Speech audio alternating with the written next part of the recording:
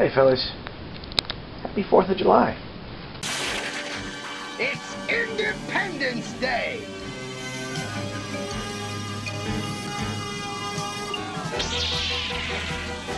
Hooray! They're free! Yay! So, drafted 3 times last week. Once Thursday night, twice on Friday. And I'm coming more and more to the conclusion that when it comes to drafting Avacyn Restored, I'm looking at things the wrong way.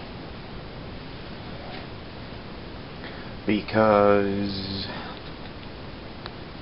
I don't know, I mean, at the very least, since Rise of the Eldrazi, I've been doing really good. I've been doing pretty good in draft overall. I mean, you know, Rise of the Eldrazi I did pretty good in. I was doing good and reasonably good in Zendikar and Worldwake. M12 I was doing fairly awesome.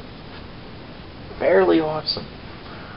I still have fond memories of the red-blue draft deck I had in M12 that had no rares in it and very few creatures. I ended up raffle stomping a guy with a Grave Titan, a Primeval Titan, and 2 Cemetery Reapers, you know? That was weird. That was weird. But, yeah, Avacyn Restored, I'm still trying to figure out what I'm doing with Avacyn Restored draft, because I have not done terrifically well in any of them. I don't think I've come in first in a single Avacyn Restored draft yet, and I don't know what's I don't know what's going on. I really don't. I've been able to make a lot of the same general observations that a lot of other people have made, and I'm wondering if maybe I'm just not applying them properly. I don't know. I don't know. I mean, I've had decks that I drafted that I thought should have done spectacular, and other people looked at it and said, yeah, that's really strong. And I get my ass kicked with these decks. I don't know. I don't know. So, I'm going to show you three draft decks that were fairly ho-hum in performance. Fairly ho-hum in performance. This thing, no, it had some nice stuff. I mean, I had Archangel, Emancipation Angel, a Seraph of Dawn, a Defy Death was nice to go with those. I mean, I'm pretty sure at one point I defied out an Emancipation Angel. It's like, boom, fly, fly, fly. Moonlight Geist, there's another flyer. Defang and Thunderous Wrath was really the extent of my removal. Or more or less the extent. Holy Justicar can exile zombies and tap creatures down. It's not bad. Devout Chaplain, I figured if nothing else, she's a 2/2 for 3. She's a Grey Ogre. And heavens forbid, I'm actually running a pretty human-heavy deck, so I can use her should be able to use her other ability pretty often, because I'm rocking 4, 5, 6, 7, 8, 9 other humans. 9 other humans. Thraben Valiant, Moorland Inquisitor, a Farbog Explorer, a Midnight Duelist, a Mad Prophet, a Riot Ringleader. I have to be careful when I say the name of that card because I'm so prone to tripping over it. When I come to the L in Leader, I funch it up and it comes out like a Japanese R/L or something. I don't know what's going on there. Oh, Riot Ringleader. I don't know. I don't know. I'm seriously not trying to sound racist with that either. I mean, it's just that the Japanese language doesn't have a distinct R or L sound. It has one sound that's kind of sort of a bit of both, which is why they have such a hard time with it. That in Japanese also tends to be rather monosyllabic language, you know, consonant vowel, and so forth. And they don't have like massive clusters of consonants like we do in English. Like in the word, for example, strong starts with STR. Trying to adapt that word for pronunciation by a Japanese person, they'd probably call it say Sturongu or something like that. I don't know, but whatever, right? Just like if you look at some of the Final Fantasy games and products, you'll see Japanese characters underneath it that supposedly spelling out the words Final Fantasy. I actually translated that. It's katakana. It's a Japanese phonetic script. It actually translates into English as Final Fantasy. Yes.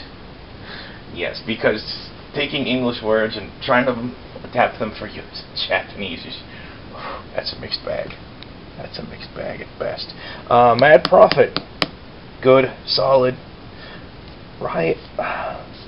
Ringleader. The Ringleader's interesting. I don't know if I like him or not. I'm thinking that if you do want to like go heavy in red, you really should be busting out a bunch of weenies. 2 Fervent Cathars. He's a 2/1 with haste that when he hits the board, our creature can't block. I figured with 2 Fervent Cathars and the Emancipation Angel, that could work out pretty solid. Ended up not so much. Stone Right's just awesome. He's a 1/1 that soul bonds for fire breathing. I mean, that's hard to go wrong with. It really is. Especially when you have liars. Yeah. Honestly, what I'm thinking at this point is, in addition to like removal being really inefficient in this set, for the most part, and I really hate to say it, because there is removal in the set, but most of it's horribly inefficient. And not all, but most. But in addition to removal being inefficient in this set, there's also a disturbing lack of first strike. I mean, how much first strike is in this set? Like the Moon Silver Spear and the Moreland Inquisitor? I don't know. I don't know. All that also had a Scalding Devil. He's a Funk. And Falconwrath Exterminator. If he connects at least once, he starts becoming reusable removal, which is pretty sweet. I also had 2 Bladed Bracers and Tormentor's Trident. The Bracers are nice because I'm doing heavy humans.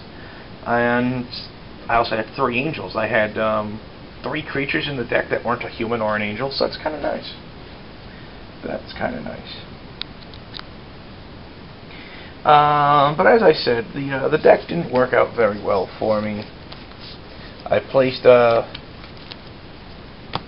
fairly mediocre fashion. Just dropping stuff. Let me get this squared off to the side for a moment.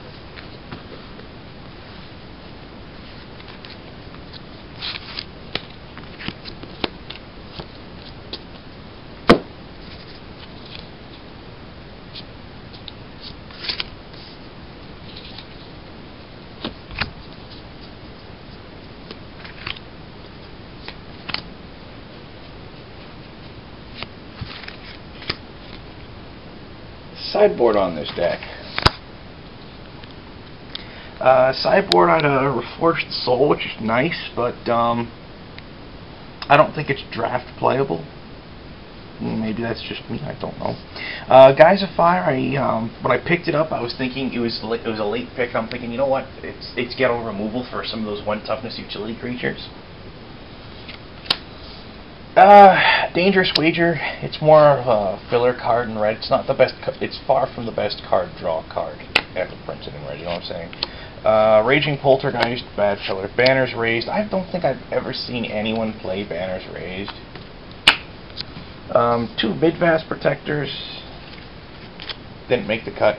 The problem with the Midvast Protector really is that it's the color protection till end of turn, and he'd be a buttload better if he had Flash. If he had Flash and they moved him up to an uncommon or something, I'd be all over that. I really would. But as is, no. Blue, I think I ended up hate drafting the Unamass the components, and then a guy snatching a Dreadwaters came along, and I just said, screw it, I'll pick him up. Spectral Guardians, he just didn't make the cut. Didn't make the cut. Nightshade Peddler, that was pure hate draft. Soul Bonds for Death Touch. No. No. Black, I ended up hate drafting like a few things. Appetite for Brains was like a late hate draft. There was really nothing in the pack for me, and I'm like, that does bad stuff in this environment. A lot of people don't realize it, but in Avacyn Restored Limited, Appetite for Brains is really nice. Because, oh yeah, it only hits cards with mana cost 4 or better. It's like, dude, that's like 3/4 of the set. Renegade Demon, Mental Anguish, Necrobite is, I think, one of those cards that really, really gets undervalued in draft play. I really do. Because it basically, it's removal the same way Giant Growth is, in that your opponent blocks or swings into you, expecting you to not have shenanigans, and that's shenanigans. Pretty nice shenanigans. Unhallowed Pact, it's a black version of False Demise. If you don't know, look it up. Driver of the Dead, he just doesn't impress me much. Prize pool, I picked up an Uvenwald Tracker, and I don't know why, but I did. Conjurer's Closet is a cute little card. I'm sure there's something I can do with it. Demon Lord of Ashmouth, he's kind of funky. I might be able to find something to do with him, I don't know. Foil, Mental Agony, and Necrobite. Not really thrilled by those. Now, first draft on Friday night. First draft on Friday night. Check this out, guys. This is going to blow your little minds. Pack 1, my first pick was a Cathar's Crusade. All well and good. By the end of Pack 1, the only other white card I had was a Cloud Chef. I had picked up a lot of blue between Packs 1 and 2, so I figured I was probably doing blue, and either green or black, because I had a lot of both. I had some good black, and I had a lot of green.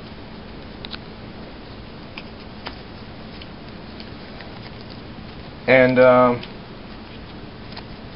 then Pack 3, I open up my first pack. There's really nothing spectacular in it for me. I hate drafting Emancipation Angel. Then in rapid succession, I get Pack 2 Seraph of Dawn and an Archangel. And I'm like, okay, I'm playing white then. I also end up with another Cloud Shift, a Call to Serve, a Zealous Strike.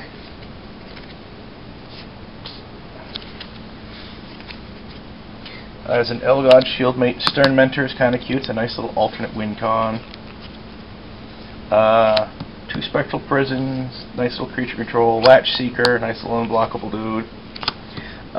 2 Scrapskin Drakes, they're nice. A Haven Gull Scab, he's good for shenanigans. And Ghostly Flicker, all well and good. I also had 2 Bladed Bracers and a Scroll of Avacyn, all well and good. When all was said and done, however, I realized I didn't have quite enough cards to go blue-white, so I ended up splashing green for Bower Passage and Joint Assault. I don't think I ever really drew the Bower Passage, but the Joint Assault came in handy a few times. All well and good. This deck was able to pull off a few fun shenanigans, and which was pretty nice, you know. Hold on a second. Let me just put the camera down to double check something real quick. Come here.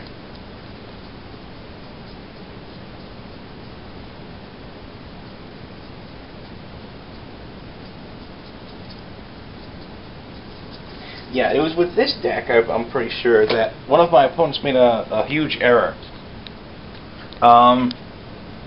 For several turns, the dude was just sitting there looking at... We had a deadlocked... we had a creature stalemate. We were kind of deadlocked. And finally, he tries to force the deadlock. And he uses his Holy Jester card to tap down my Scrapskin Drake that I had out in play. And I'm like, okay, it's exiled. And he just stops and looks at it for a second. He's like, oh my god, I'm an idiot. I could have exiled that several turns ago. I'm like, yes, you could have. I'm sitting there not doing anything because I'm expecting you to. And when you're not, I don't want to call attention to it, you know? It's one of those things, the classic line from Napoleon, never interrupt your opponent while he's making a mistake. Geez. Sometimes I'll do that for the less experienced players or the less experienced drafters. But when I know you know better, I'm just like, no mercy for you. It's not that I don't think you deserve mercy. You do. It's just that you shouldn't need it. You know better. You know? But, I mean, heavens forbid. I mean, I'm the guy who at one point, like, while drafting New Pharaxia, I look to my right to see what's being to the guy who's about to pass to me, and he's taking his sweet time on his first pick in the pack. And he flashes the whole pack and his first pick at me without realizing it, and then puts the pack down to pass it to me. And I just turn to him, and I says to him, "Alright, I'm going to give you a free piece of advice here. Pick that pack back up. That card you just picked, put it back, take something else. If you really want that card, it'll be there when the pack comes back to you." The guy took a Flameborn Viren his first pick, the 6/4 insect for 4 colors and double red. It's a red crawworm. It's got no special abilities or anything. First picked that. And I just sat there as he flashed the whole thing to me, and I'm like, take that back. You take that back now, and you do it over again. It was kind of rough, let me tell you. You know.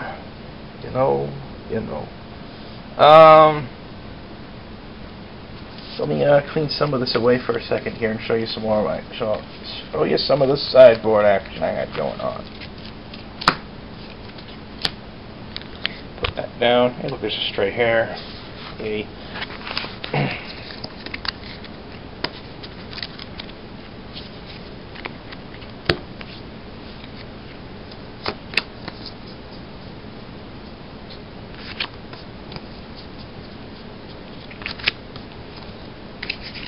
Okay, so all was said and done, I had 2 Demolishers sitting in there. Oh, geez. I'll get to that in a second. A Scroll of Bristlebrand. Pardon me. In addition to the 2 green cards I ended up main decking anyway, I also had like a pair of Layer Delves, an Eaten by Spiders, a U-Spirit, Geist Trappers, Wildwood Geist, and Snare the Sky. So I had choices there if I wanted them, you know? I also had a foil Rain of Thorns in the sideboard that got kicked into the prize pool. I didn't get it back. The scroll. In black is where I picked up the most crazy stuff, guys. I had 2 Mental Agonies, 2 Predator's Gambits, a Homicidal Seclusion, a Barter in Blood, and a Triumph of Cruelty. And by the end of pack 2, I wasn't sure if I was going blue-green or blue-black. But I figured it was going to happen, you know? Figured it was gonna happen. Prize pool, I picked up a Dark Imposter that was also one of the cards I drafted in black. I got him back. And I picked up a second Cathar's Crusade. All well and good, you know? All well and good. Now, let me talk about this. Spoiler for M13. They are printing a new card called Craterize, which has the same mana cost as Demolish, 3 and a red. It's a sorcery, and it's destroy target land. Not artifact or land, just land. It's an overcosted Stone Ring. Now mind you, Stone Ring was last printed in 9th edition. Stone Ring had been printed in Alpha, Beta, Unlimited, Revised, 4th, 5th, 6th, 7th, 8th, and 9th. It had been in Ice Age, it had been in Mirage, it had been in Tempest. I don't think it was in Urza's block. It was in Mercadian Masks. I don't think it was in Odyssey or Onslaught, though. Not 100% certain on those, but I don't think it was in Odyssey or Onslaught. Odyssey, Onslaught, what came after that? Mirrodin, it wasn't in Mirrodin.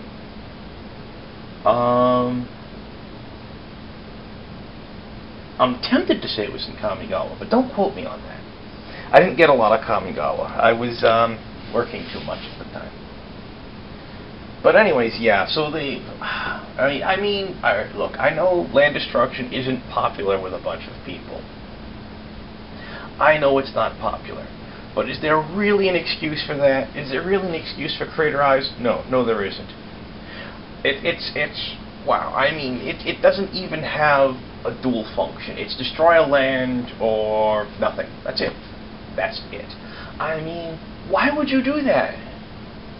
Why? That's horrible. It's just horrible.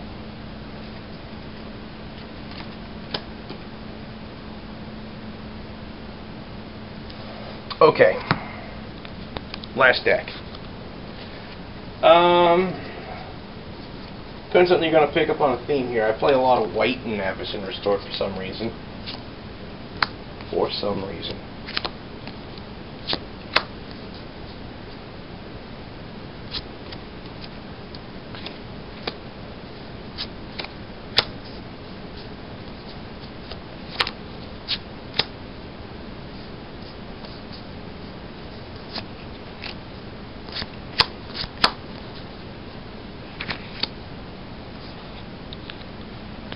Okay. Now here's the fun thing in this. In addition to everything you see here, I also had a Angel of Glory's Rise that I kicked into the prize pool and got back. My keeper on this was the Terminus. Terminus is a nice card, you know? And it's probably the cheapest board sweep effect you're getting in white after M12 rotates out, because Day of Judgment ain't getting reprinted. I guess I'll miss it a little bit. I don't know. I'll be perfectly honest. I mean, in draft, you don't really count on having a board sweep anyway most of the time. And heavens forbid it, in constructed, I'll use Wrath of God instead. Or at least I usually will. Somewhere around, I've got a white knight deck that uses Day of Judgment, because at the time I put it together, it was standard legal. But whatevs, right? So in white, I had a Terminus, an Archangel, a Voice of the Provinces, Holy Justicar, Angel of Glory's Rise. All well and good. Artifacts, I have Bladed Bracers, 2 Vessels of Endless Rest, which is really funny because Oscar, who was directly to my left, I was passing to him in packs 1 and 3. Oscar ended up playing like 4-color pile or 5-color pile, something like that. And I took those before I knew he was playing multicolor pile, and so I only needed them for mana acceleration, and because when you're only running 2 colors, fixing isn't much of an issue. And he's sitting there looking at, I flashed it to him when I saw him putting his deck together. Oh, yeah, you probably would have liked it if I passed these to you. And he's like, you son of a... It's kind of awesome. If you're watching this, Oscar, you're welcome. I'm a horrible human being. I really am. I delight in it. So, what else? 2 Master Components, they were nice. Haven Gull Scab, he was nice for being able to like bounce something like the Voice of the Provinces or the Angel of Glory's Rise. So is the Nephalia Smuggler, for that matter. Ghostly Flicker, it's shenanigans. Yay, shenanigans. Spectral Prison, it's a creature lockdown ability. I mean, I got that and the Holy Justicar, so I was kind of a little bit low on the whole lockdown thing, but I also had, you know, the 2 Master Components. Tandem Lookout can be useful if you pair it with like a flyer or something. Fettergeist came in very useful. Mass Appeal was a nice draw card effect, because I got 1, 2, 3, 4, 5, 6, 7, 8, 9 humans in the deck, so I figured, I might as well, you know? Worst case scenario, it's Divination. Ghostly Flicker, I think I mentioned that's shenanigans. 2 Stern Mentors, those are always nice. Galvanic Alchemist, it's just because it's got a 1/4 blocker, 1/4 body, it's a good blocker, you know? Doesn't necessarily kill what it blocks, but it stops them. You partner those with the Stern Mentors and you can get some serious mill action going on too, which sadly did not happen very often for me. I don't know why, you know? You'd figure, but oh well. Shieldmate's nice. Nephalia Smuggler's nice. Just a fair amount of nice stuff in the deck overall. It was fun to play, it really was. Unfortunately, it just didn't win very consistently, though it did annoy the living hell out of a few people. It really did.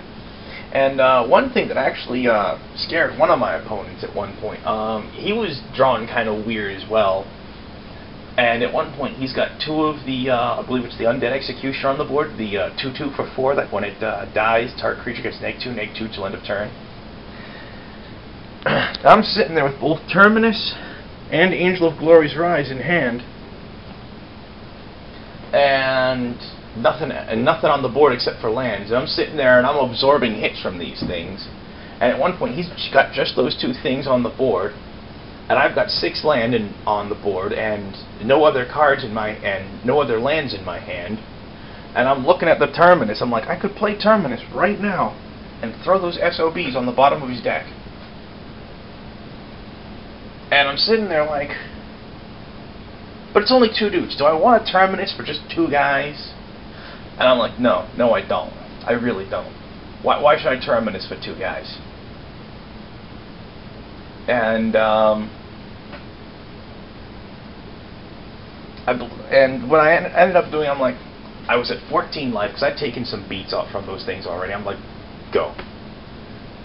He draws a card. He swings. I go down to 10. He still doesn't play a 3rd creature. I'm like, son of a. And then I take my turn and I top deck a land, and I'm like, okay, fine. Angel of Glory's Rise. Bam. And I exile his zombies. I didn't get any creatures back at that point, I believe, but whatever. Actually, one of the things I found out was really nice is Angel of Glory's Rise, and amass the components, pitch some humans into the graveyard, play the angel the next turn or whatever, and it's like, hey, hi, or even flicker the angel. That's one of the things that relatively late in the game I thought was actually pretty boss, is, you know, if I could use the Nephalia Smuggler to flicker the Angel of Glory's Rise in and out, I could just get back all my humans and exile any zombies my opponent had. Of course, I'm running 1 zombie myself, so that it has a little bit of potential to bite myself, but whatever. Deck had potential, I'll be perfectly honest. I wouldn't even mind playing a blue-white human angel deck based on this, really. But the big problem I have with that, though, is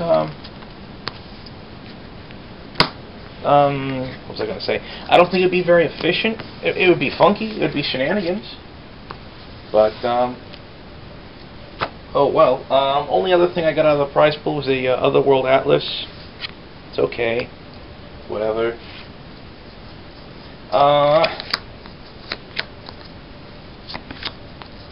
Put my sideboard down here for a moment. Here we go. I had 2 Nettle Swines, a Trusted Force Mage, and Eaten by Spiders in sideboard for green. None of those are really bad cards. They're all playable. But I ended up going with white over green, obviously. And I only had 5 white cards in the deck, really, which is kind of fun. I had 3 Seraph Sanctuaries. I thought about running them. I really did, but I just didn't go with it. I don't know. Maybe with some of the flicker nonsense I had, that was a possibility for me. Maybe I should have. I don't know. Whoops. Trusted Trident didn't go with. Usually I go with those. Didn't this time. Leap of Faith didn't go with. Ghost Form was kind of tempting, but in the end I said no. Outwit wasn't big with. Geist Snatch wasn't big with. Black, I actually hate drafted a Predator's Gambit, a Searchlight Geist, and a Marrow Batch. Marrow Batch you might normally look at and say, why would you hate draft that? And that's on account of the fact, and I say I hate draft that because it is insane with Homicidal Seclusion. I found that out by being on the receiving end of it. Homicidal Seclusion, 1 Marrow Bat. Yeah, hi, it's a 7/3 regenerating lifelink. Oh no, I pay 4 life to regenerate. I'm still netting 3 life out of the deal, you know. Yeah, found out on that on the receiving side of it. So that did not make me happy. Red, Lightning Prowess, Fervent Cathar, 2 Guys of Fire, kind of sort of ghetto removal. Very ghetto. Didn't end up being a big deal. I'll be perfectly blunt. If you can put Lightning Prowess, though, on anything partnered with the green guy that soul bonds for Death Touch, that's some awesome stuff right there. Or even, heavens forbid, the Falcon Wrath, whatever the heck he is, who will direct damage to creatures. Get 1/+1/+1 counter on him. He'll come up with lightning. Well, actually, Yeah, get +1/+1/+1 counter on him, partner him with the guy that grants Death Punch. Bam! You've just annihilated your opponent's creature base. Good game. Good game. So yeah, that's that. That's that. I've been also slowly putting together a white deck that I can use for like maybe instructional purposes or something, or maybe just give away to a newbie, whatever. It's nothing big. With some of the cards I've picked up this week, I think I should be able to tweak it a little bit more, and I'm not going to be adding any rares to it. It's going to be commons and uncommons, but it should be a cute little deck, and heavens forbid it, I think I'm going to have some extra Emancipation Angels, and my associate Jerry down at the FLGS, like, apparently collects Emancipation. And looks like I just passed the time limit on the camera, 30 minutes and 30 seconds, I believe it was. So anyways, like I said, Jerry down at the FLGS, like, he collects Emancipation Angels because he likes the art, and it's a cute little piece of art. I like it too, but I've got plenty. At least I think I've got plenty now. So I'll bring my extra. If I have extras, I'll bring them with me on Friday night. I'm planning on hitting the M13 pre-release. It looks like M13 is continuing the angel theme from Avacyn Restored, because there's a fair number of angels in there. I'm rather curious about how things are going to go after M12 rotates out, because we're losing the Titans, we're losing Day of Judgment. A lot of things are going. There's some interesting looking stuff coming in, and there's some other stuff coming in that you look at like, eh? Ooh, excuse me. That felt weird. Anyways, oh, Vampire Nighthawk's getting reprinted. We're getting Murder. It's a colorless and double black, destroy target creature. No color restriction, no artifact restriction. Unfortunately, there's no regen hate on it either, but, you know, they're trying to make regen. One of the things they tried with M12 is to make regeneration matter more. Well, they've been trying to do that a lot lately. So they're trying to, like, only print a small number of regeneration hosing effects, spells and effects in any given set. And I can respect that, you know, because for a long time, regeneration was just utterly hosed, because most spells that killed off creatures also hosed regeneration at the same time. You know, Wrath of God, destroy all creatures, they can't be regenerated. Day of Judgment comes along sometime later, which does the same thing, but takes out the can't be regenerated clause. You know, so there's that, you know. There's that. Oh, here's a fun one for you. Something I just remembered. Friday night at the Avacyn Restored draft, my friend Al, oh boy. I don't remember what his color combination was, but I know he was going heavy red, and he had 5 Thunderbolts. 5! And I'm like, wow, was no one at your table drafting red?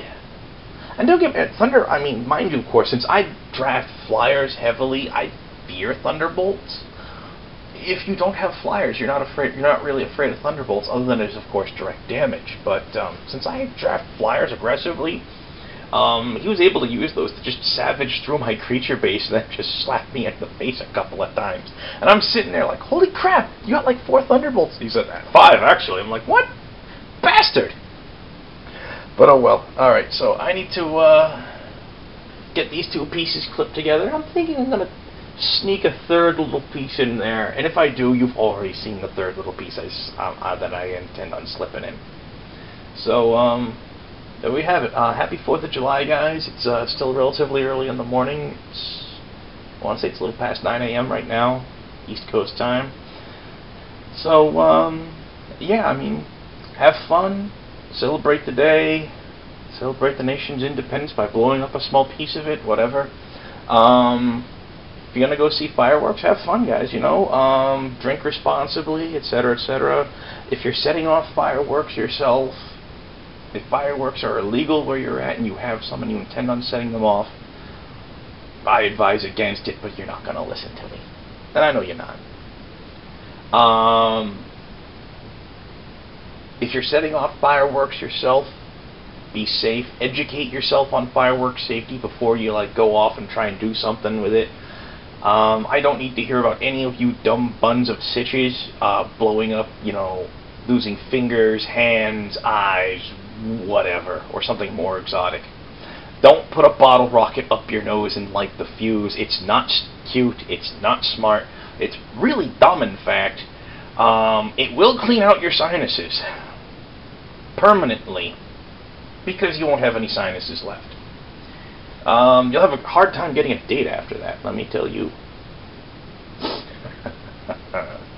Alright, be good, fellas, stay safe, etc., etc.